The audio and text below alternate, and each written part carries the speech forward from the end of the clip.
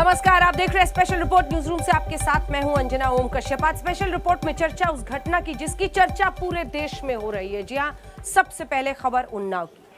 3 लड़कियां घर से निकलती हैं और 3 घंटे बाद वो बेहोश मिलती हैं। उनमें से 2 की मौत हो जाती है और एक जिंदगी और मौत के बीच अस्पताल में झूल रही है। सवाल ये कि क्या वाकई उन्हें जहर दे दिया गया? किसने दिया, क्यों दिया, और अगर कोई आवाज नहीं आई तो क्या बिना विरोध किए जहर खा लिया? परिवार कह रहा है उनके हाथ बंधे हुए थे पीछे। आखिर इन 3 लड़कियों पर ये जिस तरह की परिस्थिति बनी है, 2 की मौत और इसकी ऐसी हालत क्यों हुई, देखिए। खेत में क्या हुआ था और किसने दिया जहर? ना कोई दुश्मनी, ना कोई झगड़ा, तो किसने मारा? अगर खुद जहर खाया तो किसने बांधे हाथ? हाथ गर्दन नहीं, ऐसे गर्दन बताया, हाथ ये ऐसे रहा है, ऐसे एक गिट्टी पाछे लगी थी, हाथ ऐसे। 3 बच्चियां, 2 की मौत, 1 बची जिंदा। जिंदा सबूत बोलेगा, साजिश के राज खोलेगा। गांव में जहर वाली साजिश के पीछे कौन? चौंकाने वाला सच, बंधे हाथ पर खुलासा। और इस पूरे केस में दूसरी बड़ी खबर यह है कि योगी आदित्यनाथ ने इसे दुर्भाग्यपूर्ण बताते हुए डीजीपी से पूरे मामले में रिपोर्ट मांगी है। देखिए। उन्नाव में एक खानदान की 3 लड़कियों के साथ क्या हुआ, पूरी कहानी सस्पेंस के इर्द गिर्द घूम रही है। न कोई चश्मदीद है, न कोई गवाह जो बताए कि क्या हुआ। हाँ, 3 लड़कियों में जिंदा बची एक लड़की सारे राज खोल सकती है, लेकिन अभी हॉस्पिटल में वो जिंदगी और मौत के बीच झूल रही है। यानी जो लड़की राजदार है वो सब जानती है, उसके बयान से एक एक सच दुनिया के सामने आ जाएगा। लेकिन ये तभी संभव है जब अभी की तस्वीर यही है कि पूरे केस में पेंच ही पेंच है। सबसे पहले शुरुआती पोस्टमार्टम रिपोर्ट सामने आई। उन्नाव कांड की 5 बड़ी बातें समझिए, जिसने पूरे केस को 360 डिग्री घुमा दिया। बड़ी बात नंबर 1, पोस्टमार्टम रिपोर्ट में मौत की वजह जहर। बड़ी बात नंबर 2, लड़कियों के साथ जबरदस्ती के सबूत नहीं। बड़ी बात नंबर 3, शरीर पर चोट के निशान नहीं। बड़ी बात नंबर 4, मौत से 6 घंटे पहले जहर दिया गया। बड़ी बात नंबर 5, पुलिस ने घटना के कई घंटे बाद दर्ज की एफआईआर। कौन बच्चियां जिनकी दुर्भाग्य से मृत्यु हो गई है का पोस्टमार्टम एग्जामिनेशन डॉक्टरों के एक पैनल द्वारा संपादित किया गया है और उनके शरीर पर किसी भी प्रकार की मृत्यु पूर्व या बाह्य चोट का होना नहीं पाया गया है। और मृत्यु के कारण के विषय में अंकित किया गया है कि cause of death could not be ascertained, viscera preserved for chemical analysis. Police की कई टीमें इन्वेस्टिगेशन में जुटी हैं। डॉग स्क्वाड की मदद से कत्ल और कातिल की थ्योरी को भी खंगाला जा रहा है। पुलिस इन्वेस्टिगेशन में क्या निकला, परिवार ने क्या क्या बताया, क्या केस हत्या का है या फिर आत्महत्या की कोई संभावना है, सब कुछ आपके सामने होगा। आपको हम इस सनसनीखेज केस में हुए 3 बड़े खुलासों के बारे में बताते हैं। हाथ गर्दन नहीं, ऐसे गर्दन बताया, हाथ ये ऐसे रहा है, ऐसे एक गिट्टी पाछे लगी थी, हाथ ऐसे बंधे। वही रुपस्ता लपेटे रहे, वही कसी के रहे बिटियन के। अभी जो हमने जो देखा है, बॉडी पे ऊपर कोई बजाहिरा चोटें नहीं है, ठीक है, विजिबल कोई ऐसे मार्क नहीं है, पर पोस्टमार्टम रिपोर्ट में और चीजें क्लियर हो जाएगी। हर पॉसिबिलिटी जैसा मैंने बताया है उसको देख करके जांच को आगे बढ़ा रही हैं कि क्या संभाव्य कारण है और हम शीघ्र ही इस पर निष्कर्ष पर पहुंचने की स्थिति में होंगे, ऐसा मेरा मानना है। इन खुलासों की वजह से कई थ्योरी सामने आ रही है। पुलिस की जांच किस दिशा में आगे बढ़ रही है, ये आपको बताते हैं। थ्योरी नंबर 1, तीनों लड़कियों को पहले जहर दिया गया और फिर मरा हुआ समझकर कातिल ने तीनों को खेत में ठिकाने लगा दिया। थ्योरी नंबर 2, क्या धोखे से तीनों लड़कियों को जहर खिलाया गया, लेकिन किसने जहर दिया, ये बड़ा सवाल है। थ्योरी नंबर 3, लड़कियों ने खुदकुशी के लिए जहर खाया, यानी आत्महत्या का केस हो सकता है। थ्योरी नंबर 4, साजिश में कोई करीबी शामिल है जो लड़कियों को जानता था, यही वजह है कि जोर जबरदस्ती के निशान नहीं मिले। उन्नाव के मजरे बबूहरा गांव में आज सबसे बड़ी पहेली यही है। सवाल यह है कि आखिर लड़कियों के हाथ बंधे हुए थे तो किसने बांधे? अब पूरी कहानी गांव के इस खेत से लेकर उस हॉस्पिटल तक घूम रही है जहां एक लड़की का इलाज चल रहा है। पुलिस की कई टीमें सबूत जुटा रही हैं। फॉरेंसिक टीम घटना को रिक्रिएट कर रही है ताकि मौके की मिस्ट्री को सुलझाया जा सके। पुलिस जल्द से जल्द केस सॉल्व करने का दावा कर रही है, लेकिन मृतक की भाभी सीबीआई जांच की मांग कर रही है। मैं चाहती हूँ कि सीबीआई जांच हो। अच्छा, आपको कभी कुछ बताया कि किसी ने कोई परेशान नहीं, किया, कभी हमको कभी बोलती ही थी नहीं थी कि हमें कोई परेशान करता है या कोई ये इस तरह की कोई भी बात नहीं थी कि जो हमें बताती हो। पुलिस की तरफ से जो जांच की जा रही है वो ठीक है? अभी आपको क्या लगता है? सर ठीक है, हमारी जो बीटी लोग हैं इनकी सीबीआई जांच कराई जाए, हमें बस जो है सर न्याय चाहिए बस।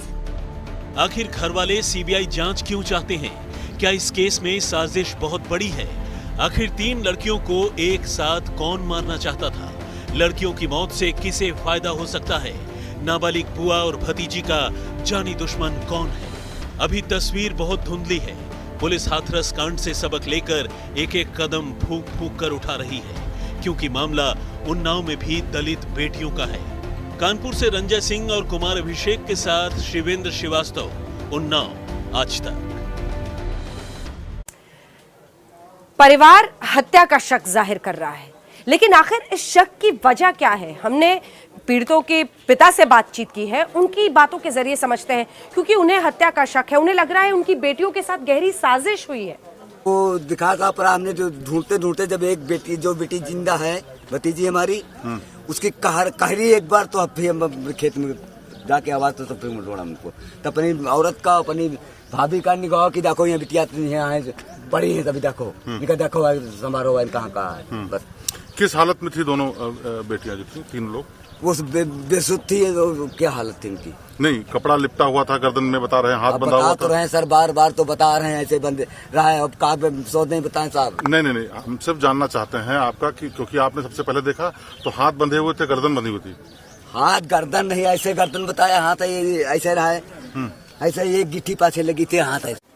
आपने मृतक लड़की के पिता को सुना, अब हमारे सहयोगी शिवेंद्र श्रीवास्तव आपको दिखाएंगे कहां पर यह घटना घटी। 3 घंटे में क्या से क्या हो गया। तीनों बेटियां घर से निकली थी और 3 घंटे बाद ऐसी खबर कि परिवार के होश उड़ गए। जगह उन्नाव, तारीख 17 फरवरी 2021, वक्त दोपहर 3 बजे। एक एक सच आपको बताने के लिए हमने पूरी टाइमलाइन तैयार की, ताकि आप समझ सके कि 3 लड़कियों की आखिर मिस्ट्री क्या है। उन्नाव की जिन लड़कियों के साथ संदिग्ध मौत की वारदात हुई, उनके बारे में सिलसिलेवार क्या हुआ ये हम आपको बताते हैं। हम ठीक उस जगह पर हैं जहां से आप देख सकते हैं, ये पीछे घर है उन लड़कियों का, जहां से कल यानी बुधवार को वो लड़कियां अपने तीनों लोग साथ में पास के अपने खेत में चारा लेने के लिए गई थी, ताकि वो अपने जानवरों को खिला सकें। और यहां से घर से निकलने के बाद सीधे इस तरफ करीब 400-500 मीटर दूरी पर वो जगह रास्ता जाता है, जहां पर वो खेत हैं सरसों के, जहां पर उनकी अचेतावस्था में बॉडी और घायल अवस्था में एक लड़की और मिली। जब शाम तक वो लड़कियां घर वापस नहीं आई 3 बजे निकलने के बाद, तो उसके बाद परिवार वालों ने ढूंढना शुरू किया और पूरे गांव के लोग मिलकर ढूंढ रहे थे और साथ ही साथ पता करने की कोशिश कर रहे थे कि आखिरकार कहां पर वो गई हैं। अब इसके आगे हम आपको दिखाएंगे वो जगह, वो खेत जहां पर वो संदिग्ध हालत में मिली, और उसके बाद इस पूरे मामले में पता चला कि 2 लोगों की मौत हुई है और एक घायल है। वक्त दोपहर 3:05। तीनों अपने घर से निकली, सब कुछ ठीक था। उन्हें नहीं पता था कि अगले कुछ मिनट उनकी जिंदगी पर भारी पड़ेंगे। घर से निकलने के बाद तीनों लड़कियों ने पास में साबिर की दुकान से सामान खरीदा।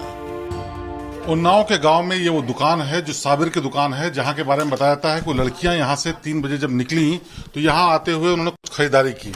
उसके बाद जब डॉग स्क्वाड आया तो उन्होंने यहाँ पे जांच की, और उसके बाद जो तमाम वो पैकेट जिन्होंने खरीदे थे उनको भी लेकर के गई, बचे हुए पैकेट, और यहाँ के जो साबिर हैं उनसे पूछताछ भी की।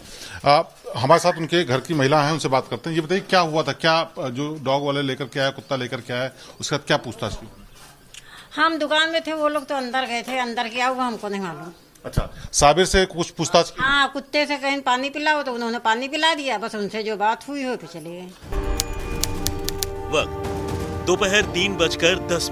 दुकान से निकलने के बाद 3 लड़कियां अपने खेतों की तरफ बढ़ी। इसी रास्ते से। गांव के अपने घर से जब वो लड़कियां निकली तो इसी रास्ते से होते हुए ये रास्ता जाता है उनके खेतों की तरफ। आपको दिखाना चाहेंगे, ये बगल में वो खेत हैं जिन खेत के भीतर वो अपने जानवरों के लिए चारा लेने के लिए गई थी।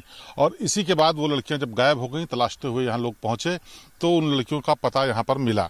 लेकिन आपको ये भी बता दें कि ये रास्ता करीब 400-500 मीटर दूर घर से है और यहाँ पर अक्सर वो लोग आती थी।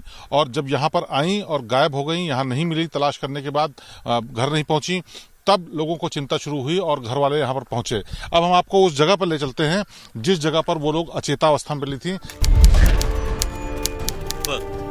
दोपहर 3:12।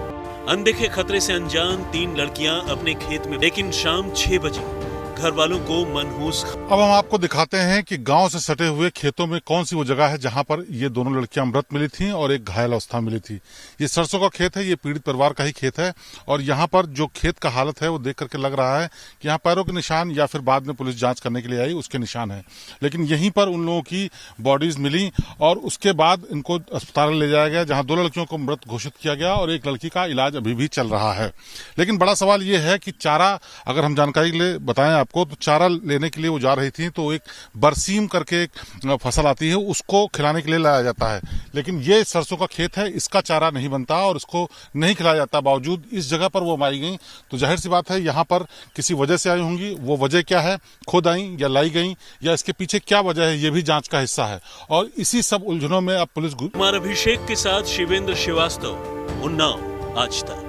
पुलिस की इन्वेस्टिगेशन आखिर कहां तक पहुंची है, ये भी जानने की हमने कोशिश की। जो आईजी हैं लखनऊ जोन की, लक्ष्मी सिंह, उन्होंने उन्नाव में ही कैंप किया हुआ है। 26 घंटे से आखिर पुलिस के हाथ अभी भी खाली क्यों है, सुनिए उन्हीं से।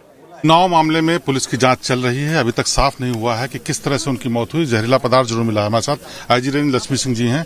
ये बताइए मैम, ये क्लियर हो गया कि इसमें जहरीला पदार्थ है, किस नेचर का है और क्या लगता है कि कोई ये फोरेंसिक जांच के बाद ही हम कह पाएंगे, अभी ये स्पष्ट नहीं है। इंक्वेस्ट पर जो क्राइम सीन है वहाँ पर भी लाही के खेत में भी काफ़ी सारा फ्रॉथ मुंह से पाया गया था, जिसको हमने फोरेंसिक जांच के लिए भेजा है।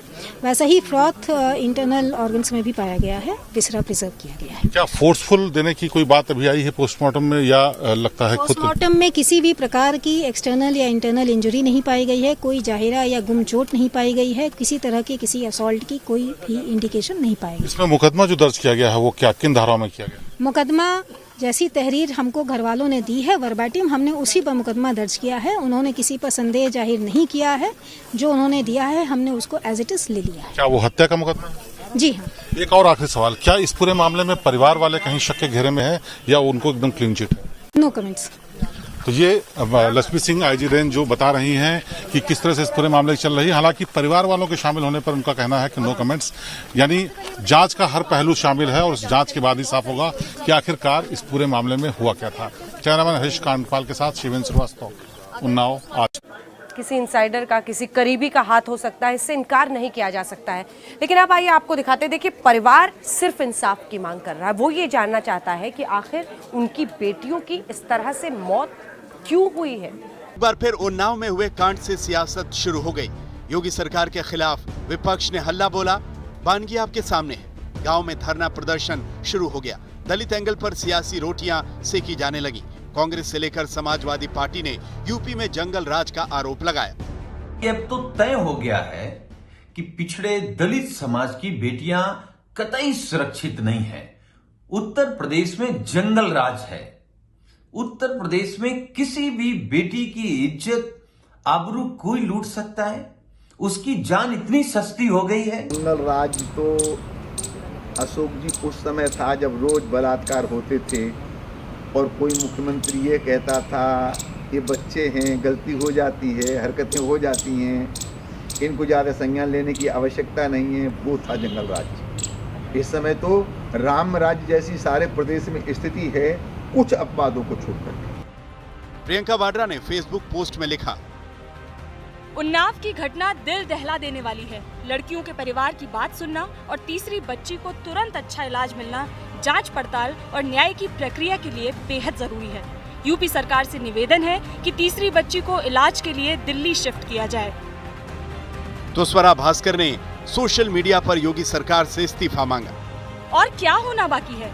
उत्तर प्रदेश में और क्या होना है कि अजय बिष्ट की सरकार का इस्तीफा मांगा जा सके और राष्ट्रपति शासन लागू हो सके। जांच पूरे होने से पहले उन्नाव कांड को लेकर अलग अलग रिएक्शन आए। इन रिएक्शन में परिवार के लिए कितनी संवेदना है और कितनी सियासत, आप समझिए।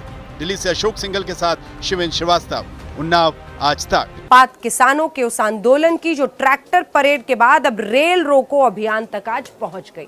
जहां शांतिपूर्ण रहा आज पूरा का पूरा ये रेल रोको अभियान, लेकिन कई जगहों पर, कहीं पर पट्टियों पर कब्जा कर लिया किसानों ने, कहीं पर स्टेशन पर दरी बिछाकर बैठ गए। ये पूरी रिपोर्ट देखिए। कहीं पटरियों पर लेट गए, कहीं स्टेशन पर लगी पंचायत, कहीं ट्रेनों के पहिए जैम, तो कहीं ट्रेन के मुसाफिरों की आवाजाही। लड़ाई खेतों से सड़कों पर पहुंची थी और आज ये जंग रेल की पटरियों। केंद्र सरकार के कृषि कानूनों के खिलाफ किसानों के आंदोलन का ये बिल्कुल अनोखा और अकल्पनीय रूप है।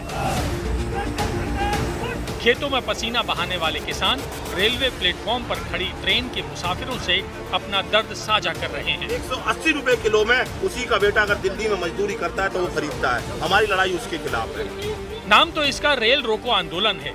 रेल यहाँ रुकी भी है, लेकिन किसान यहाँ मुसाफिरों से हाथ जोड़कर असुविधा के लिए खेद जता रहे हैं। मुसाफिरों को पानी की बोतलें बांट रहे हैं, खाने के लिए फल और बिस्किट के पैकेट उन्हें मुहैया करवा रहे हैं।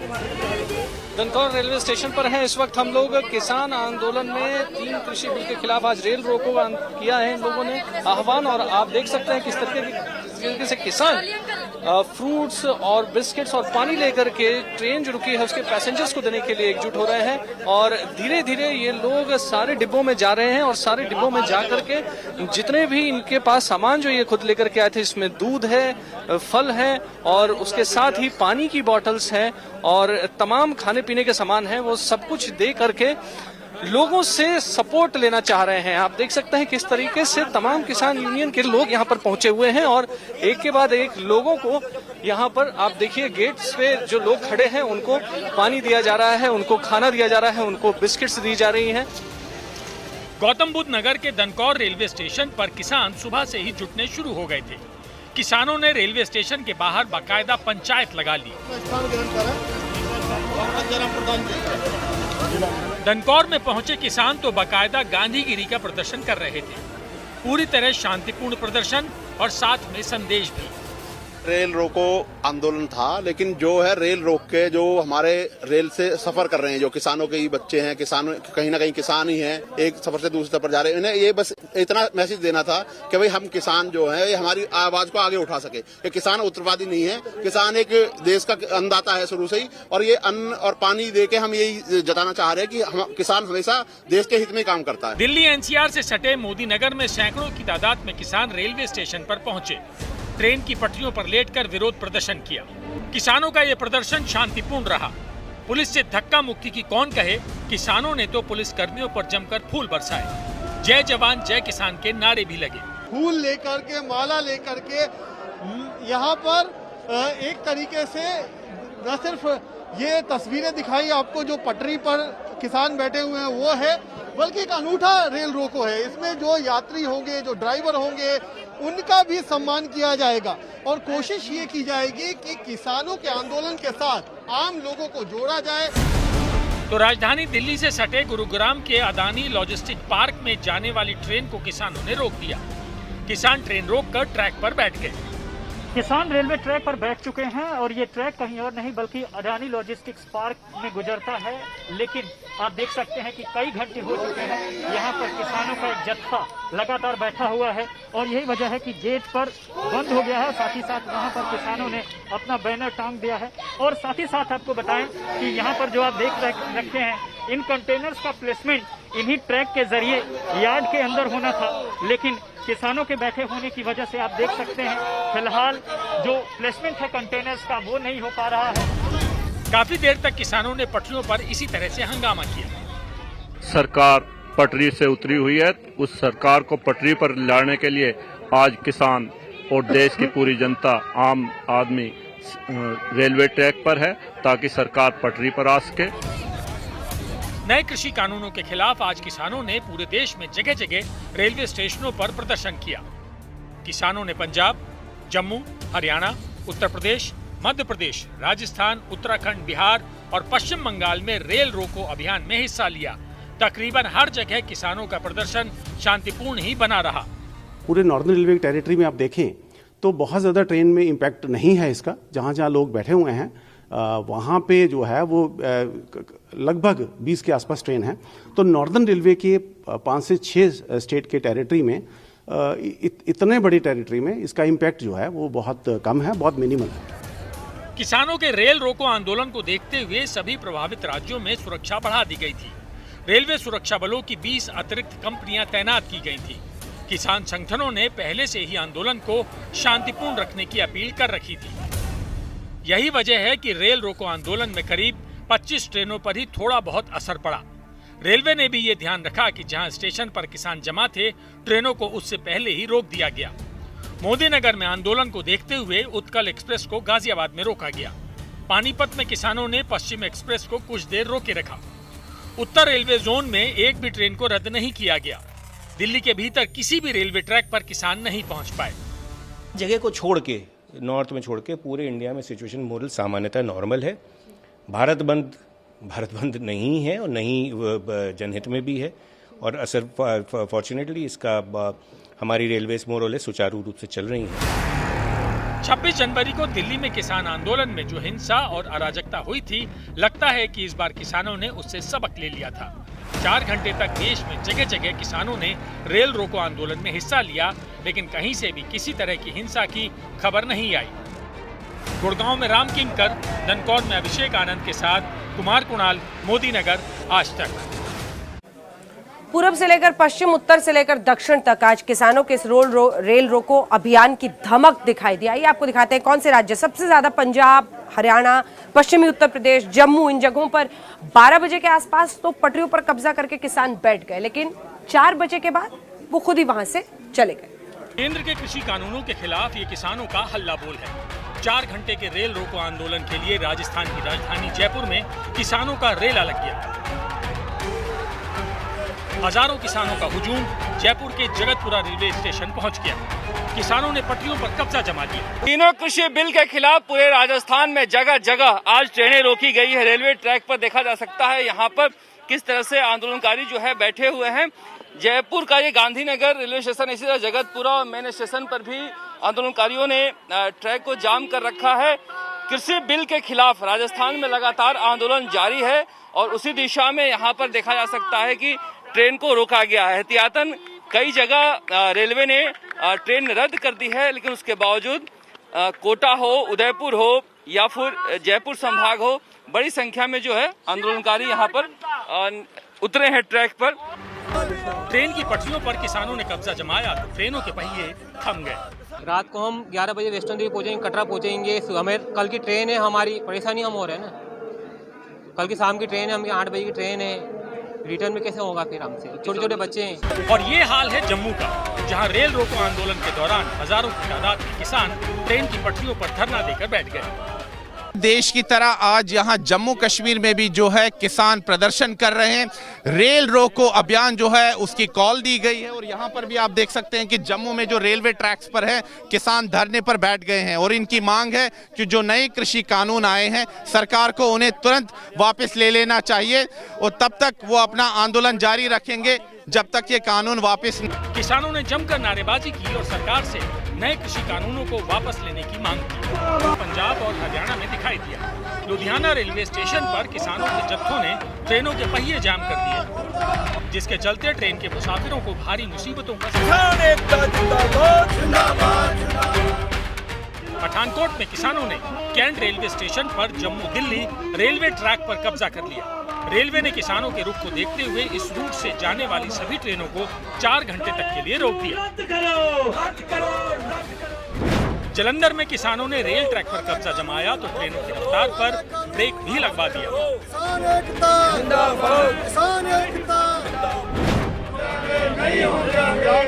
अमृतसर के जोड़ा फाटक पर भी सैकड़ों की तादाद में किसानों ने रेलवे ट्रैक को जैम कर दिया।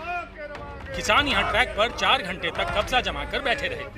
दिल्ली से सटे राज्य हरियाणा में किसानों के रेल रोको आंदोलन में अजब गजब रंग दिखे। रोहतक में किसानों ने इस्माइला में रेल ट्रैक पर कब्जा जमा लिया। जितने किसान थे तकरीबन उतनी ही महिलाएं यहां मौजूद थी। 4 घंटे का वक्त बिताने के लिए यहाँ खूब रागनियां भी छिड़ी। हरियाणा के जींद में बरसोला के पास किसानों ने रेल पटरी पर कब्जा जमाया तो सोनीपत में किसानों ने रेलवे ट्रैक पर ही केंद्र सरकार का पुतला फूंक दिया। सिरसा में किसान रेल की पटरियों पर दरियां बिछाकर बैठ गए। अंबाला में भी हजारों की तादाद में किसान रेल रोको आंदोलन में शामिल हुए। फतेहाबाद में जाखल जंक्शन पर किसानों ने मालगाड़ी रोकी और इंजन पर चढ़कर नारेबाजी की। किसानों के रेल रोको आंदोलन का असर पूरब से पश्चिम तक, उत्तर से दक्षिण तक दिखाई दिया। पंजाब, हरियाणा, यूपी में तो रेल रोको आंदोलन का असर दिखाई ही पड़ा। आंदोलन की धमक कर्नाटक के कलबुर्गी तक भी पहुंची। जम्मू से सुनील जी भट्ट, चंडीगढ़ से सत्येंद्र चौहान के साथ शरद कुमार, जयपुर, आज तक। किसानों के आंदोलन की शुरुआत हुई थी तो कमान पंजाब के किसान जो सिंगू बॉर्डर पर पहुंचे थे उनके हाथों में थी, लेकिन 26 जनवरी की हिंसा के बाद गाजीपुर बॉर्डर जैसे बीकेयू भारतीय किसान यूनियन के राकेश टिकैत ड्राइविंग सीट पर बैठ गए इस पूरे आंदोलन में। और आज के इस रेल रोको अभियान की सफलता के बाद तो 40 लाख ट्रैक्टर वो सड़क पर उतारने की बात कर रहे हैं।